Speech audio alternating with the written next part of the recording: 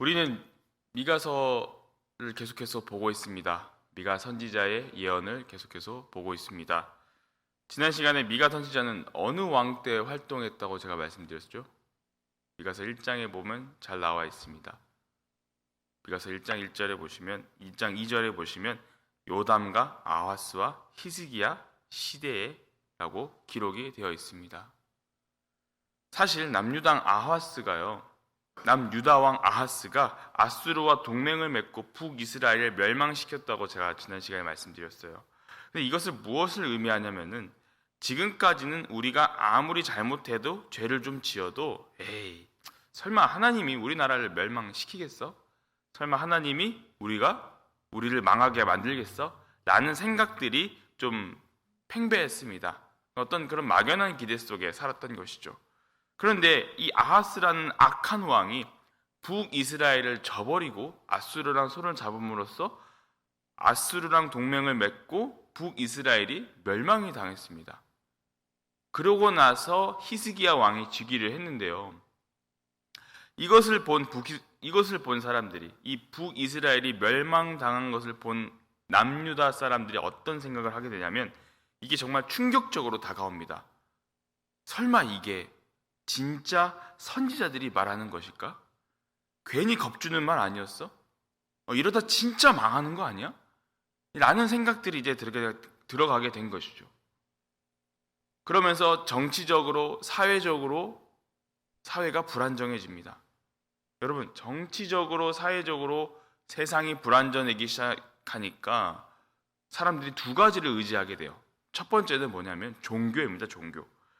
당시 고대 근동은요, 국가 간의 전쟁을요, 그 국가가 믿는 신들의 전쟁이라고 인식을 했습니다.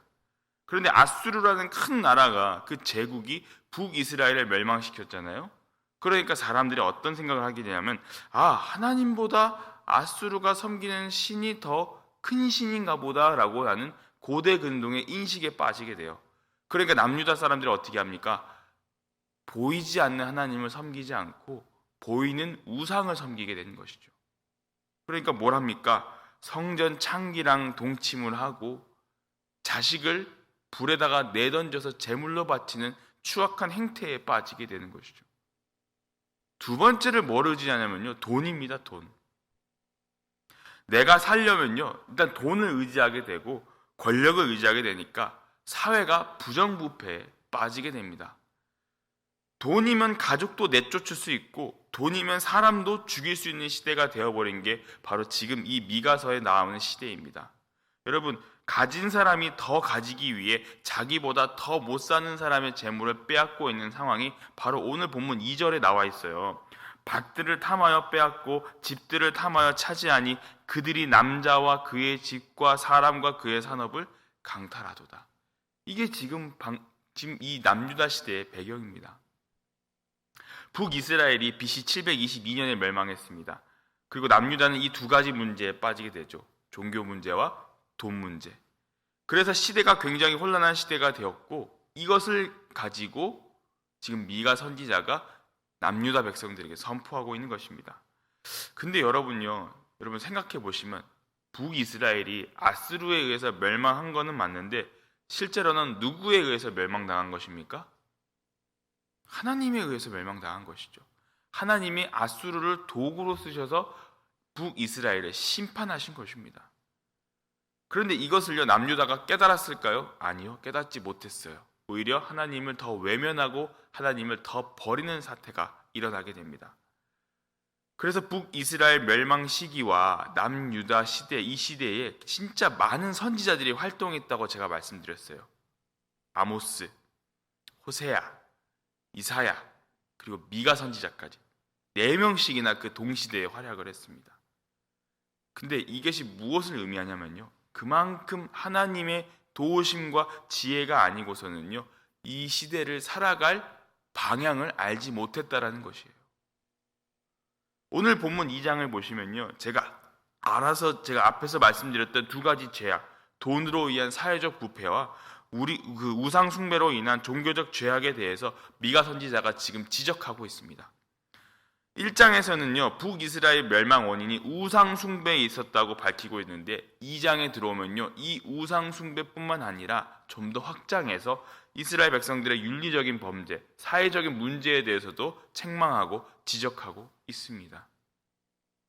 특히 어떤 걸 많이 얘기하냐면 정치 지도자들의 간계와 탐욕 그리고 교만 그리고 부유층에 대한 가난한 백성들을 횡령하고 탈취하는 그런 행위들을 지적하고 있죠. 아까 본문 2절에서 그렇게 나와 있잖아요. 강탈하는, 남의 것을 뺏는. 근데 그 남의 것을 뺏는 게 자기보다 더 못 사는 백성들의 것을 뺏는 그런 행태를 지적하는 것이죠. 그러니까 근데 이것은 무엇을 의지를 하냐면요. 수직적으로 하나님과 백성들 사이의 그 관계도 끊어졌다는 것은 결국 반드시 수평적인 이 대인 관계, 사람과 사람과의 관계도 끊어졌다는 것을 지금 의미하고 있는 것입니다. 하나님과 사람과의 관계가 이미 끊어져 버렸는데 사람과 사람과의 관계는 말할 것도 없다라는 것이죠. 또한 미가는요 백성들의 죄악을 지적하면서 참 선지자의 예언을 배척한 사실을 강조하여 지적합니다. 하나님을 멀리하니까 회개하고 하나님께 돌아오라는 메시지를 분명히 던지곤 있는데 6절을 보시면 뭐라고 적혀 있냐면요 2장 6절에서 뭐라고 써 있냐면요 너희는 예언하지 말라고 합니다.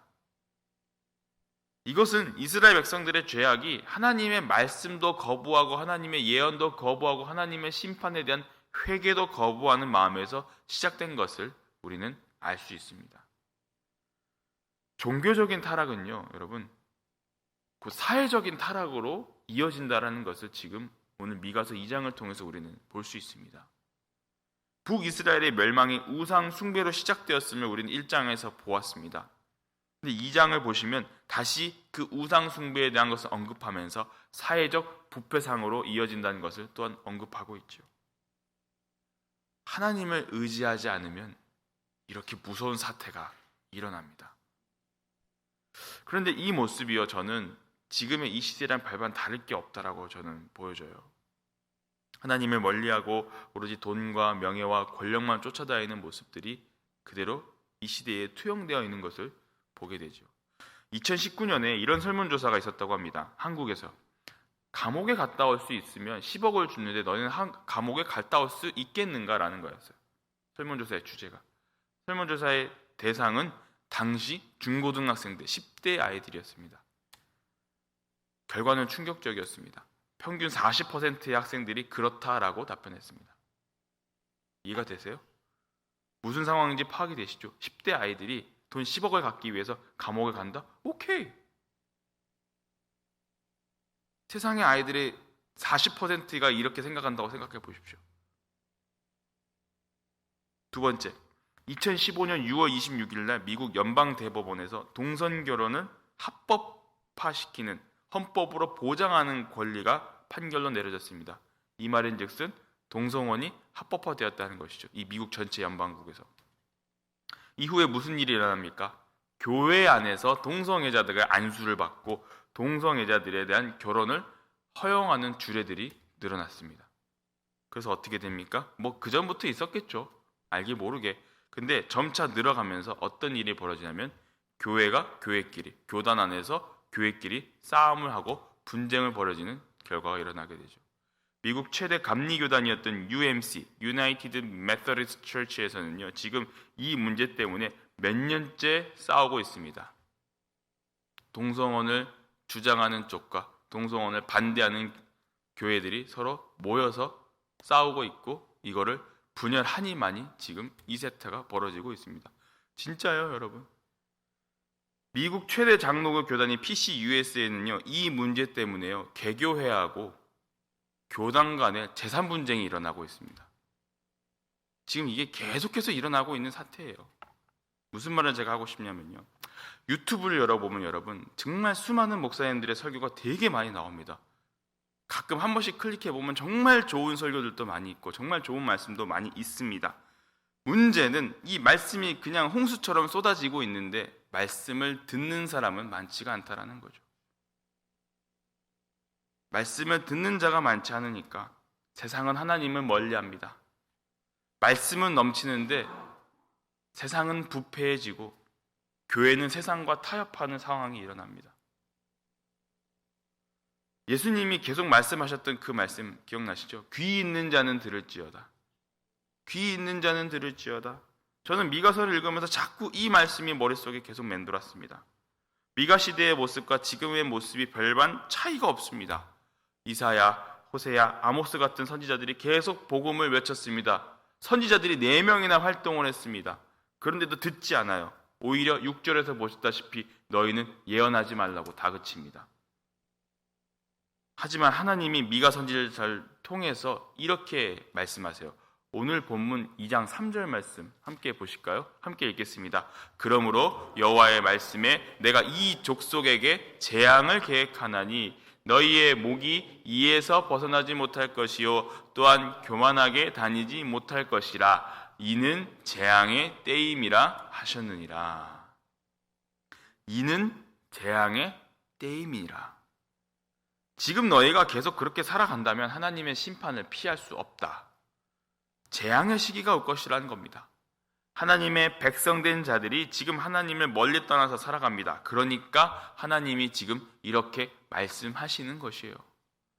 여러분, 겉으로 보기에는 화려해 보이고 힘세 보이고 배가 부른 그 배를 두들기면서 내가 은혜를 받았고 복을 받았고 먹고 살만하다고 말하지만 이것이 축복일까요? 재앙일까요? 재앙입니다. 여러분, 이게 무서운 거예요. 하나님을 멀리 떠나서 이렇게 살아가는 사람들이 그렇게 얘기하는데 그것이 축복일까요? 재앙일까요? 재앙입니다. 지금 이스라엘의 문제는요, 그냥 단순한 사회적 부정부패나 종교적 문제가 아니라 하나님을 멀리하고 우상을 섬겼다는 것에 문제가 있다는 겁니다. 그래서 하나님을 멀리했기 때문에 지금 오늘 방금 읽었던 미가 선지자의 말처럼 재앙을 선포하신다는 것이죠. 하나님을 멀리하고 내가 화려하게 사는 게 복일까요? 그게 아니라는 겁니다. 하나님을 버렸기 때문에, 하나님을 두려워하지 않기 때문에 하나님의 백성을 마음껏 괴롭히고 수탈하고 빼앗아도 죄책감이 없는 그런 시대가 되었다. 지금 너희가 빼앗는 것들은 가난한 자에게서 빼앗는 것이 아니라 나의 것에서 빼앗는 것이다 라는 거고, 하나님이 그렇게 얘기하시는 거예요. 1장에서 시작된 하나님의 분노가 2장에서도 계속해서 이어지고 있는 것을 우리는 볼 수 있습니다. 미가서 1장 5절과 7절을 함께 볼까요? 미가서 먼저 1장 5절 함께 읽어볼까요? 함께 읽겠습니다. 이는 다 야곱의 허물로 말미암음이요 이스라엘 족속의 죄로 말미암음이라. 야곱의 허물이 무엇이냐? 사마리아가 아니냐? 유다의 산당이 무엇이냐? 예루살렘이 아니냐? 1장 7절 말씀 다시 같이 보여주세요. 그 새긴 우상들은 다 부서지고 그 음행의 값은 다 불살라지며 내가 그 목상들을 다 깨뜨리리니 그가 기생의 값으로 모았은즉 그것이 기생의 값으로 돌아가리라. 하나님이 없다고 하고 하나님 대신 세운 산당이 어디냐면 여러분 5절에서 뭐라고 되어 있습니까? 사마리아에 있고 예루살렘에 있다고 합니다. 북이스라엘의 수도인 사마리아와 남유다의 수도인 예루살렘에 하나님이 없다고 말하는 산당이 엄청나게 많고 버려진 우상들만 숭배되는 곳이 되었다라는 거예요. 그러니까 7절에서 하나님이 하나님의 자리에서 계시지 못하게 하는 자들, 하나님이 어딨냐고 말하는 자들을, 하나님을 비웃으면서 자기 욕심을 위하여 우상과 목상을 만든 자들을, 그리고 하나님을 무시하는 자들을 향해서 우상을 깨트리시고 이것으로 인해서 생겨진 이 문제를 2장에서 심판하실 거라고, 재앙의 때이라고 말씀하시는 겁니다. 여러분, 오늘 미가서 2장은요 어떤 이야기를 하고자 하냐면 하나님을 믿는 사람이 하나님을 멀리하고 세상 사람들과 똑같이 살게 되면 어떻게 되는지를 보여줍니다. 돈 많은 사람은 더 많이 벌고 돈 없는 사람은 더 가난하고 괴롭게 살아가는 거. 세상 사람들은 이렇게 얘기합니다. 야, 그게 다 네 운명이고 네 팔자고 네가 그렇게 살아갈 수밖에 없는 이유야. 세상 사람들은 이렇게 얘기합니다. 그러나 예수 믿는 사람은 그렇게 얘기해서는 안 된다는 것이죠. 예수 믿는 사람은 달라야 합니다. 왜냐하면 나의 것이 아니라 하나님께서 주신 하나님의 분기시기 때문입니다. 하나님이 우리를 돌봐주시고 우리를 살게 해주시는 분인데 우리가 세상 사람들이랑 똑같이 살아간다면, 돈과 권력에 쫓아 부정부패를 일삼는다면 하나님을 거역하는 것이고 하나님을 땅에 떨어뜨려서 발로 짓밟는 것입니다. 우리는 세상을 살아갈 때 적어도 하나님을 믿는다고 말한다면요, 남에게 함부로 해서는 안 돼요. 적어도 하나님을 믿으면 남의 인격을 모욕해서도 안 됩니다. 적어도 하나님을 믿으면 자기의 분노를 남한테 쏟아내서는 안 됩니다. 그 사람에게도 하나님의 기업이 있고 하나님의 분깃이 있기 때문입니다. 그리고 하나님이 그 사람에게 허락하신 복과 하나님이 그와 함께 하시는 삶을 내가 침해하거나 파괴할 수 없기 때문입니다. 하나님을 믿지 않으면요, 하나님을 우습게 여기면 반드시 남을 괴롭힐 수밖에 없고 남의 것을 빼앗게 되어 있고, 그리고 정의는 무너질 수밖에 없다는 것을 오늘 미가서 2장에서 살펴볼 수 있습니다. 지금 우리 역시 어쩌면 하나님의 이 재앙의 때에 살아가고 있는 것 같습니다. 그래서 우리는 더더욱 하나님의 은혜로 살아가야 한다는 것을 잊어서는 안 될 것입니다. 지금 이 남유다 백성들처럼 내 것만 생각하고 하나님을 멀리하고 살아간다면 우리의 분깃은 아무것도 없다는 것을 우리는 깨달아야 할 것입니다. 예수님이 이렇게 말씀하셨죠. 나더러 주여 주여 하는 자마다 다 천국에 들어갈 것이 아니요 다만 하늘에 계신 내 아버지의 뜻대로 행하는 자라야 들어가리라. 구원으로 인도해 주신 그 하나님을 내가 얼마나 민감하게 느끼고 살아가는지, 예수님을 통해 우리에게 주신 그 구원의 감격을 우리가 잊고 살아가진 않았는지, 우리가 이것을 깨닫고 감사하고 그것에 응답하지 않는다면 우리는 세상 사람들과 똑같아질 수밖에 없습니다. 오늘 이 미가 선지자가 애통하는 심정으로 전하고 있는 이 말씀을 우리에게도 정말 똑같이 적용될 수 있습니다. 혹시나 내 욕심이나 내 바람으로 인하여서 내가 구원의 감격을 잃고 하나님을 멀리하지 않았는가? 오늘 이 아침에 돌아보시기를 소망합니다. 우리의 삶이 하나님 안에서 한 걸음 더 믿음으로 나아가고 우리의 삶이 하나님이 기뻐하시는 삶이 되시기를 주님의 이름으로 간절히 축원합니다. 아버지 하나님, 하나님의 백성이 된 우리가, 하나님의 자녀 된 우리가 세상의 불의를 쫓고 하나님을 멀리하며 살아왔다면 하나님 용서하여 주시옵소서. 재앙의 때를 선포하시면서 심판을 행하시는 주님의 모습을 보며 우리가 다시 한번 이 아침에 회개합니다. 우리가 하나님께로 마음을 되돌릴 수 있는 자들이 되게 하여 주시옵소서. 오라 우리가 서로 변론하자. 너희의 죄가 주홍 같을지라도 눈과 같이 희어질 것이요 진홍같이 붉을지라도 양털같이 희게 되리라고 말씀하셨던 주님의 말씀을 기억하면서 우리가 세상의 부정부패를 따라가지 않고 하나님께 회개하고 오직 하나님의 뜻대로 살아갈 때 내 가족을 사랑하고 내 이웃과 교회를 사랑하는 믿음의 삶을 살게 하여 주시옵소서. 참된 자녀로 살아가는 자들이 되게 하여 주시옵소서. 몸이 아픈 자들이 있습니다. 마음이 아픈 자들이 있습니다. 하나님 그들을 위로하여 주시옵소서. 어머니가 자식을 위로함 같이 내가 너희를 위로하시겠다고 말씀하셨듯이 주님의 위로를 통하여서 그들이 하나님의 은혜와 사랑을 얻게 하여 주시옵소서. 오늘 저녁엔 금요 예배가 있습니다. 예배를 통해 우리가 주님께 자복하고 회개할 때 주님의 넘치는 은혜와 위로와 사랑을 경험하는 시간이 되게 하여 주시옵소서. 감사를 드리오며 우리 구주 예수 그리스도의 이름으로 간절히 기도하옵나이다. 아멘.